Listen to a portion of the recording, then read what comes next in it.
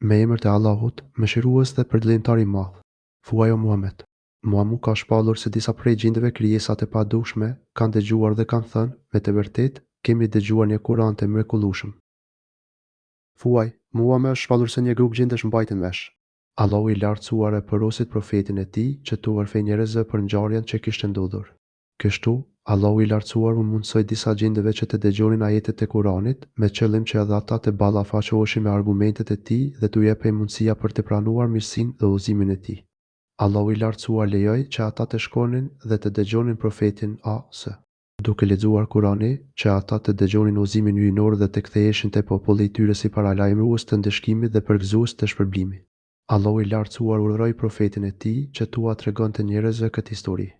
Gjindët heshtën dhe dëgjuan me kujdes Kuranin. Ata arritën të kuptonin urtësitë dhe vërtetësitë e tij, të cilat tepërtuan në zemrat e tyre dhe thanë, ne kemi dëgjuar në Kuranin të çuditshëm. Ata dëgjuan çuditëra, që ishte shumë të shtrenjta dhe ambicioze, i cili udhëzon në rrugën e drejtë, e ne kemi besuar në të, dhe kursesi me nuk do t'i bëjmë shok as Perëndisë son. Ai udhëzon tek e vërteta, domethënë që udhëzon njerëzit të arrijnë dhe plotësojnë mirësitë dhe synimet e fesë dhe dynjas së tyre, prandaj besuam atij dhe kur nuk do të adhurojmë askën tjetër veç Zotit ton. Ata bën për vete imanin, i cili përfshin të gjitha veprat e mira dhe devotshmërinë që nënkupton lënien e të këqijave, në krye të cilave është shirk. Nga kjo kuptojmë se shtysa drejt imanit ishin pikërisht ato që dëgjuan nga Kurani, pra udhëzimet dhe mësimet e vyrat e tij.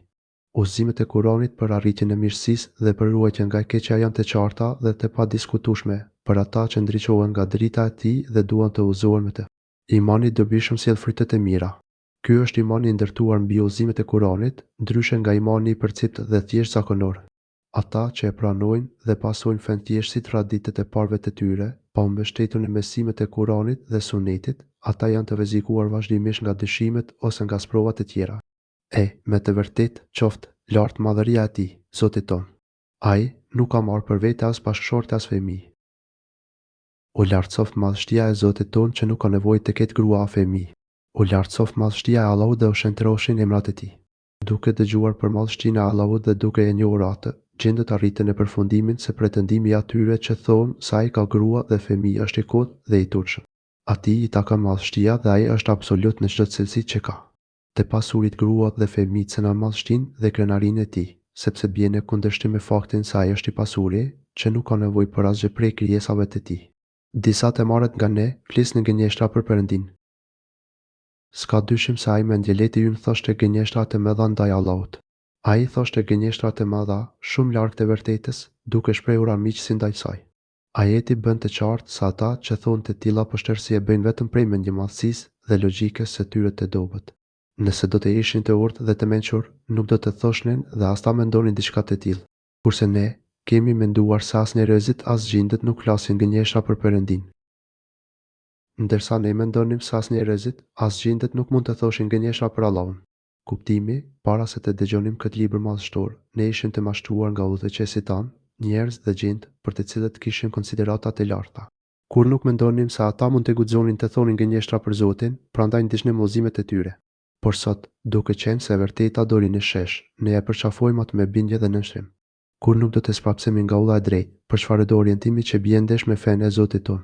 E disa njerëz kanë kërkuar strehim të disa gjindë, e kjo vetëm që u ashtoi atyre tërbimin. Ka pasur burra prej njerëzve që u kërkonin ndihmë gjindëve, duke u ashtuar kështu edhe me shumë kryenësi. Këta njerëz adhuronin gjindët dhe i kërkonin ndihmë në raste frike dhe nevoje. Por me këtë adhurim, njerëzit u ashtuan gjindëve arrogancën. Ata u bën edhe më kry lartë, kur shihnin njerëzit që i adhuronin dhe kërkonin ndihmë prej tyre. Nga ana tjetër, gjindët u ashtuan njerëzve frikën me qëllim që ata t'i përkushtoheshin edhe më shumë. Kështu, për shembull, kur futeshin në ndonjë lubin të frikshme, njerëzit thoshin, kërkoj mbrojtje prej gjindit që zotëron në këtë lubin, që të më ruaj prej së keqes së mendjeletëve të popullit të tij gjindë. Për këtë çështje, Imami Ibn Qayyim ka thënë, ai të cilit i kërkohet mbrojtja dhe ndihma është Allahu, i adhuruar i vetëm, sepse Allahu i lartësuar është Zoti, sunduesi i agimit, Zoti i njerëzve, sunduesi i tyre, i adhuruar i tyre. Nuk lejohet të kërkosh mbrojtje dhe ndihmë askujt tjetër, veç Allahut. Vetëm ai mbështet dhe mbron ata që i kërkojnë mbrojtje e ndihmë. Vetëm ai mund t'u largojë atyre të keqen, prej së cilës ata ruhen dhe kërkojnë mbrojtje. Allahu i lartësuar na tregon në librin e tij se nëse ndihma dhe mbrojtja kërkohet prej krijesave, atyre ushtohet edhe me tepër arroganca dhe mospërmbajtja. Kështu, duke cituar besimtarët gjinde I. Lartësuari thotë, ka pasur burra prej njerëzve që u kërkonin ndihmë disa burrave prej gjindeve, duke u ashtruar kështu edhe me tepër arrogancën. Në tefsirin e këtij ajeti është thënë se, në kohën e ignorancës para islamike, kur arabët udhtonin dhe kalonin përmes tokave të panjohura, kërkonin ndihmë prej gjindeve, duke thënë, kërkoj mbrojtje prej gjindit që zotëron në këtë lubin, që të më ruaj prej së keqes së mendileteve të popullit të tij gjind. Në këtë mënyrë, ata mendonin se do ta kalonin natën të sigurt, të ruajtur prej sherrit të gjindeve të asaj lubine deri në agim. Por duke u kërkuar ndihmë atyre, njerëzit u ashtruan edhe më shumë arrogancën dhe mospërmbajtjen krerëve të gjindeve. Prandaj thotë I lartësuari, ka pasur burra prej njerëzve që u kërkonin ndihmë disa burrave prej gjindeve, duke u ashtruar kështu edhe me tepër arrogancën. Pra, për shkak se u kërkoi ndihmë, gjindeve I ushtrua edhe me tepër shfrenimin e kalimin e kufive të Allahut. Ata thonin, I sunduam edhe gjindet, edhe njerëzit bashk. Dhe, ata mendojnë siç mendoni edhe ju, se Perëndia nuk do të ringjallë ask. Dhe ata mendonin, siç mendoni edhe ju, se Allahu nuk ka për të ringjallur as. Kur nuk besuan as ringjalljen, ata u zhytën thellë në shirk dhe në gjunahe. Ne jemi ata që kemi arritur në qiell, por kemi hasur në plotërojet e forta engjëj dhe shigjetat e zjarta meteor. Vërtet, ne kemi urumtuar qiellin, por e kemi gjetur atë plot me roje të fuqishëm dhe me shkëndija të zjarta. Kuptimi, ne kontrolluam në përqiell, por e gjetëm atë të mbrojtur me roje që nuk lejojnë të afrohesh dhe të depërtosh me për të. Në te ka dhe shumë shkëndija të zjarta, që godasin çdo që përpiqet të përgjojë vjedhurazi diçka nga lajmet e qiellit. Kjo që ndodhi ishte ndryshe nga ajo që ishim mësuar më parë, kur ne kishim mundësi që të afroheshim në qiell dhe të mësonin diçka nga lajmet që vinin prej andej. Dhe u lishim rreth tij, në përvende të përshtatshme për të dëgjuar diçka, por ai që përgjon tani, do të hasë në shigjetat e zjarta meteor që janë në pritje pusi. Ne, me parë, arrinin të dëgjonin diçka. Me parë mund të dëgjonin diçka nga lajmet e qiellit, aq sa dëshironte të lejonte Allahu. Por tani ndryshon puna, por kush përpiqet tashmë të dëgjojë atje, as në posinë e shkëndijës së zjarrt. Për çdo që kërkon të vijë diçka nga lajmet e qiellit që ndron në prit një shkëndijë e zjarrt, që është përgatitur për ta djegur dhe shkatëruar. Duke parë gjithë këto masat e forta sigurie, ata e kuptuan se bëhej fjalë për diçka të madhe, për një lajm shumë të rëndësishëm. Në tokë po ndodhte diçka e jashtëzakonshme. Allahu I lartësuar po përgatiste një ngjarje të madhe, të mirë ose të keqe, prandaj thanë. Dhe ne nuk dim se e keqja I qëllimohet atyre që janë në tokë, apo Zoti I tyre do t'i udhëzojë në rrugë të mirë. Ne nuk e dim a është për qëllim ndonjë e keqe për ata që janë në tokë, apo Zoti I tyre dëshiron që t'i udhëzojë. Duhet të ndodhte patjetër diçka e madhe, sepse ata vërejtën një ndryshim të pazakontë, që tregonte se Allahu I lartësuar dëshironte diçka për banorët e tokës. Në fjalët e tyre tregohet edukata ndaj Allahut të lartësuar, sepse ata nuk e lidhen të keqen drejt për drejt me Allahun, por thanë, a është për qëllim ndonjë e keqe. Ndërsa kur folen për të mirën, thanë, apo Zoti I tyre dëshiron që t'i udhëzojë. E midis një shka të mirë dhe ka që nuk janë të mirë, ka prej një kategori të ndryshme, grupe të përçara. Është e vërtetë se prej një shka të mirë, por ka edhe që nuk janë të tillë. Ne kemi qenë në drejtime të ndryshme. Ka të mirë, që besojnë dhe bëjnë vepra të mira, me sinqeritet dhe sipas porosive të Zotit dhe të profetit. Por ka edhe të tjerë, që I shkelin kufijtë e Zotit, bëjnë krime dhe shkatërime dhe mohojnë Zotin. Pra, janë grupacione të shumta dhe të ndryshme. Çdo grupacion I gëzohet asaj që beson, pa dije dhe pa argumente qartë. Dhe ne e kemi ditur se nuk do të mund të shpëtojmë Perëndis në tokë dhe nuk mund ta lodhim atë duke ikur në qiell. Ne jemi të bindur se Allahut nuk mund t'i shmangemi në tokë e as nuk mund t'i shpëtojmë atij duke ikur. Kuptimi, vetëm tani e kuptuam qartë dhe plotësisht pushtetin absolut e Allahut të madhruar dhe paftësinë, dobësinë dhe varfërinë tonë të skajshme kundrejt këtij pushteti. Qenia jonë është tërësisht në dorë të gjithë pushtetshmit. Nuk ka asnjë mundësi që të shpëtojmë atij në këtë tokë. Ne nuk mund të fshihemi dhe të shpëtojmë prej Allahut duke u artisur, edhe nëse marrim çdo masë të mundshme. Është e pamundur të shpëtosh dhe të dalësh jashtë pushtetit të madhruarit. Nuk ka vendësim që të mbron prej tij, por mbrojtja është vetëm duke vrapuar dhe duke u afruar tek ai. Dhe ne, posa dëgjuam uzimin Kur'anin, besuam në të, e kush beson në Zotin e vet, nuk ka përse të druaj nga dëmi as nga zullumi I tërbimi.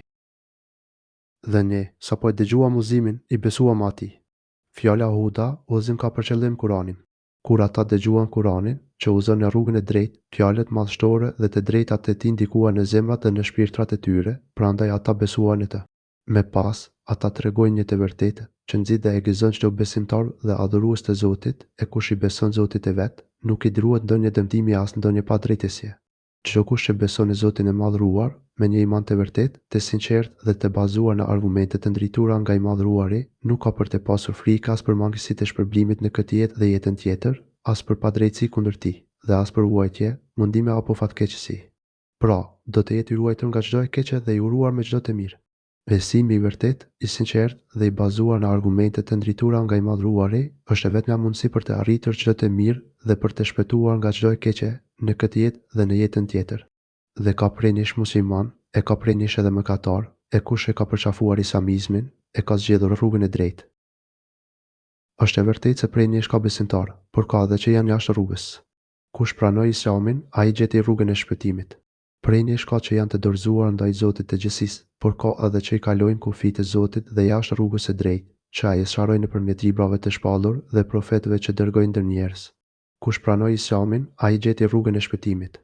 Ata që i dorëzuan Zotit, duke përmbushur porositë e tij dhe të profetëve të tij, këta janë futur rrugës së drejtë, nëpërmjet së cilës arrihet e mira dhe ruhesh nga e keqja. Kjo është vetmja rrugë që të çon në xhenetet e tij të përjetshme dhe në kënaqësinë e pafundme. Kurse, jo besimtarët, do të jenë lënë ndjekëse të skterës. Ndërsa ata që e braktisën rrugën, ata u bën lënë dhe xhehenemit. Ky do të jetë ndëshkimi i tyre me drejtësi, të cilën e fituan vete me veprat e tyre të këqija. Allahu nuk i bën kur padrejtësi ndokujt. Madje, ai na tregon se, nëse ata do të përqendroheshin në rrugën e drejtë, do të ndodhte ndryshe. Sikur të qëndronin në rrugën e vërtetë, ne do t'i furnizonim me ujë të bollshëm.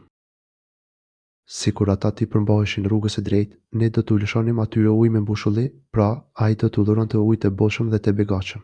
Por ata nuk i pengoi kush nga udha e drejtë, përveç se padrejtësia dhe armiqësia e tyre ndaj së vërtetës dhe i tharëve të saj.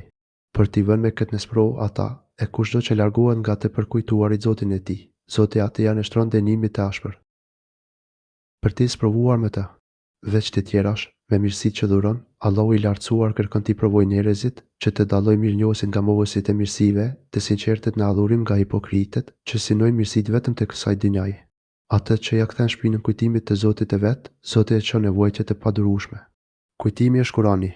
Pra, ai që ja kthen shpinën Kuranit, duke mos e besuar dhe duke mos i nënshtruar udhëzimeve të tij, që tregohet mos përfillës dhe tallet me të, ky ka për tu hedhur në një ndëshkim që Allahu i lartësuar e ka përshkruar si sada, të ashpër, të padurueshëm. Xhamiat janë kushtuar Perëndis dhe mos i ju lutni askujt përveç Perëndis. Me të vërtetë, xhamit janë vetëm që t'i lutesh Allahut, prandaj mos i ju lutni në të askujt tjetër veç Allahut. Lutja dua, ja është adhurim dhe adhurimi nuk lejohet i përkushtohet askujt tjetër veç Allahut të Madhruar. Dua, ja është dy lloje shni. Dua e kërkesës dua ul mesele, kur i lutesh të adhuruarit shprehimesh për diçka, me fjalë. Dua e adhurimit dua ul ibadet, kur i lutesh të adhuruarit të jap atë që dëshiron apo të ruaj nga ajo se cilës i druhesh, jo shprehimesh në fjalë, por nëpërmjet adhurimeve, të cilat ai ka përcaktuar si të tilla, pra, si mundësuese të mirave dhe larguese të keqijave. Në këtë ajet kemi të bëjmë një urdhër për të njësuar të Madhruarin me adhurimet tona, mes të cilave është dua, ja. Pra, nuk lejohet që dua, ja, me të dyja mënyrat e saj, t'i drejtohet dikujt a diçka tjetër, veç Allahut të Madhruar, të lartësuar, të gjithëmshirshëm dhe bujar. Xhamit, të cilat janë shtëpitë e Allahut dhe vendet më të rëndësishme të adhurimit, duhet të jenë të pastra nga idhujtaria me të gjitha mënyrat e saj. Këto shtëpitë e Allahut duhet të ndërtohen me adhurime të sinqerta dhe të përkushtuara veç për të vetmin që i meriton ato për Allahun e Madhruar. Allahu i lartësuar duhet të adhurohet vetëm me mënyrën dhe rrugët që ai ka përcaktuar si adhurime. Xhamitë e Allahut duhet të mbushen me madhrimin dhe përmirësinë e adhuruesve të sinqert për Allahun e Madhruar, me nështrimin e plotë të tyre ndaj Krenarit të gjithëposhtetshëm. Kur adhuruesi i Perëndis Muhamedi u ngriti lutet atij, ata gjendet u tubuan rreth tij si të ishte shtullungëleshi. Dhe, vërtet, kur robi i Allahut u ngrit ta adhuronte atë, ata gati sa hipën njëri mbi tjetrin për ta dëgjuar. Njëherë, kur Muhamedi qëndronte në këmbë dhe adhuronte Allahun e lartësuar, duke bërë dua dhe duke lexuar Kurani, një numër i madh gjinde shndronin njëri mbi tjetrin për të dëgjuar dhe parë adhurimin që bënte profeti Asa. Ata ishin shumë të përqendruar dhe të përkushtuar në dëgjimin e Kuranit, që të ndriçoheshin nga drita dhe udhëzimi i tij. Thuaj o Muhammed, unë i lutem vetëm Zotit tim dhe as si ja bëj shok atij.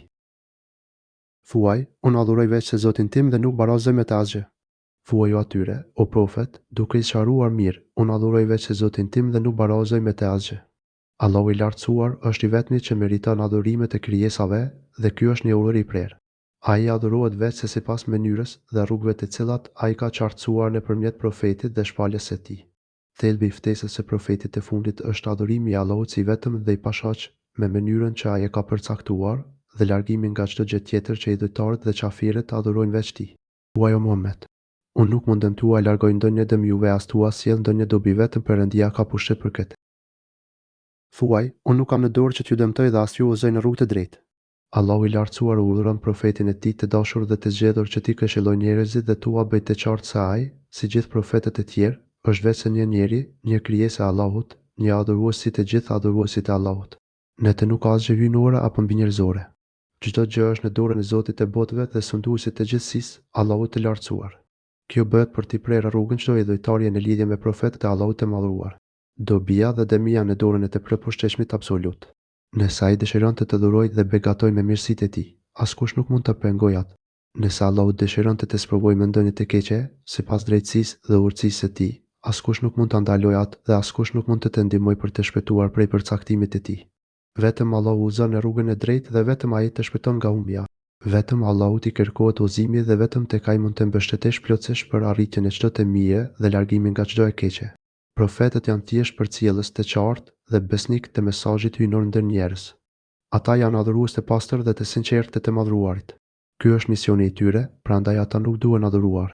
Thuaj o Muhammed, me të vërtetë, mua askush nuk mund të më mbrojë nga dënimi i Perëndisë, as që mund të gjejë stehin tjetër kund përveç te ai.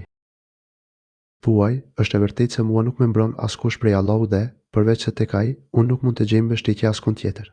Unë jam veç sekonduesi fjalës së Allahut dhe i shpalljeve të tij. Askush nuk ka pushtet të shpëtojë nga ndëshkimi i Allahut, madje as profetët e Allahut nuk kanë strehim dhe shpërtim gjetk, përveç se tek Allahu i lartësuar. Atëherë, kur profetët e Allahut, të cilët janë krijesat më të mirat e tij, bëjnë të qartë se nuk kanë në dorë as dëm as dobi, atëherë çfarë mund të thuhet për të tjerët, që qëndrojnë poshtë tyre? Pikëçuditse profetët e Allahut nuk i dallon asgjë prej njerëzve të tjerë, veç faktit që ata janë qartësues të së vërtetës dhe ftues në rrugën e Allahut të lartësuar. Nëpërmjet tyre qartësohet e vërteta dhe zbulohet rruga e drejtë. Pas sqarimit të profetëve, askush nuk mund të justifikohet para Allahut të madhruar. Të zgjuarit i dëgjojnë me kujdes dhe përkushtojnë porositë e tyre, ndërsa të mjerët i shpërfillin ato dhe largohen shumë larg të vërtetës. Unë s'kam tjetër funksion përveç që t'ua predikoj atë që vjen nga Perëndia dhe të dërguarit e tij. Ai që s'dëgjon Perëndin dhe të dërguarin e tij, atë pret zjarri i seterës, në të cilën do të mbetet përgjithmonë. Atyre që kundërshtojnë Allahun dhe të dërguarin e tij u takon zjarri i xhehenemit, ku do të jenë përgjithmonë pa mbarim. Këtu është fjala për kundërshtimet që konsiderohen si kufër apo idhujtari.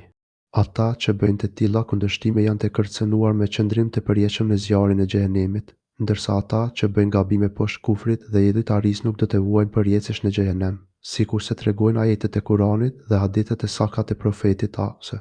Ky është një mendim konsensual dhe i pakundërshtueshëm i dietarëve të parë dhe imamëve të këtij umeti.